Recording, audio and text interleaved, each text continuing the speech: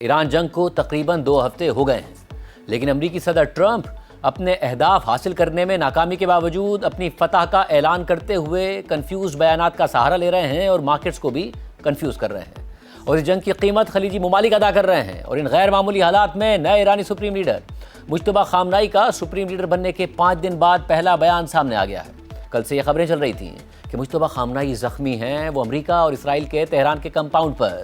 ہونے والے پہلے حملے میں ہی زخمی ہو گئے تھے، اور اسی وجہ سے شاید وہ منظر عام پر آنے سے گریز کر رہے ہیں۔ آج بھی نہ ان کی ویڈیو سامنے آئی اور نہ ہی آڈیو سامنے آئی، لیکن آج بالآخر ان کا تحریری پیغام پڑھ کر سنایا گیا،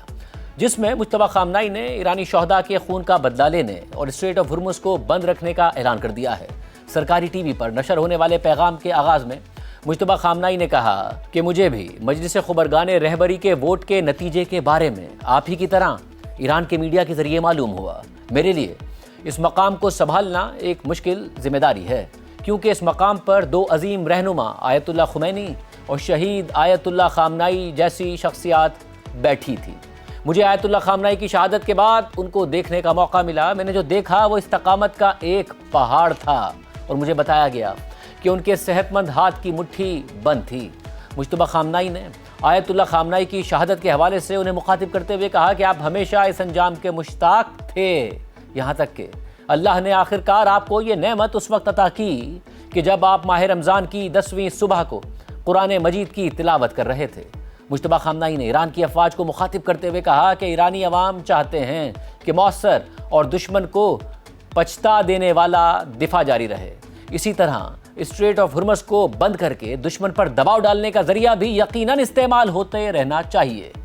مجتبیٰ خامنائی نے شہداء کے لواحقین کے ساتھ اپنی گہری ہمدردی کا اظہار کرتے ہوئے کہا کہ میرے والد کے علاوہ میری اہلیہ، میری بہن، اس کا کم سن بچہ اور میری دوسری بہن کے شوہر، یہ سب شہداء کے قافلے میں شامل ہو گئے ہیں۔ میں سب کو یقین دلاتا ہوں کہ ہم شہداء کے خون کا بدلہ لینے سے دستبردار نہیں ہوں گے۔ ہم جس بدلے کا ارادہ رکھتے ہیں وہ صرف انقلاب کے عظیم رہنما کی شہادت تک محدود نہیں ہے، بلکہ قوم کا ہر فرد جو دشمن کے ہاتھوں شہید ہوتا ہے اس کا انتقام ضرور لیا جائے گا۔ یقیناً اب تک اس انتقام کا ایک محدود حصہ واضح ہو چکا ہے، لیکن جب تک اس کی مکمل حد حاصل نہیں ہو جاتی یہ فائل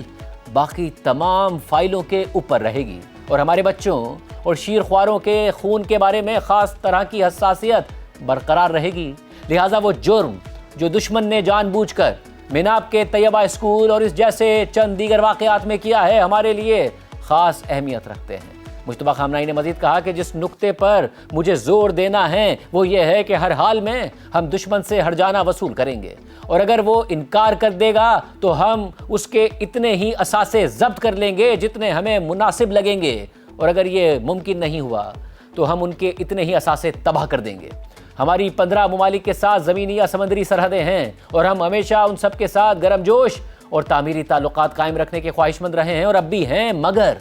حالیہ جارحیت میں وہاں موجود کچھ فوجی اڈے استعمال کیے گئے، لہٰذا فطری طور پر اور جیسا کہ ہم نے پہلے ہی خبردار کیا تھا، ہم نے ان ممالک پر حملے کیے بغیر صرف انہی اڈوں کو نشانہ بنایا ہے۔ اب سے ہم لازمی طور پر اس عمل کو جاری رکھیں گے۔ مجتبیٰ خامنائی کے پیغام کے مطابق ان ممالک کو چاہیے کہ وہ ہمارے ملک کے خلاف جارحیت کرنے والوں اور ہمارے لوگوں کے قاتلوں کے بارے میں اپنا موقف واضح کریں۔ میں انہیں مشورہ دیتا ہوں کہ وہ ان اڈوں کو جلد از جلد بند کر دیں، کیونکہ انہیں اب تک معلوم ہو جانا چاہیے کہ امریکہ کا سلامتی اور امن قائم کرنے کا دعویٰ صرف ایک جھوٹ تھا۔ یعنی مجتبیٰ خامنائی کا سپریم لیڈر بننے کے بعد جو پہلا بیان پڑھ کر سنایا گیا ہے اس کے مطابق اسٹریٹ آف ہرمز بند رہے گی، عرب ممالک پر حملے جاری رہیں گے، اسرائیل اور امریکہ سے جنگ کا بدلہ لیا جائے گا اور جنگ جاری رہے گی۔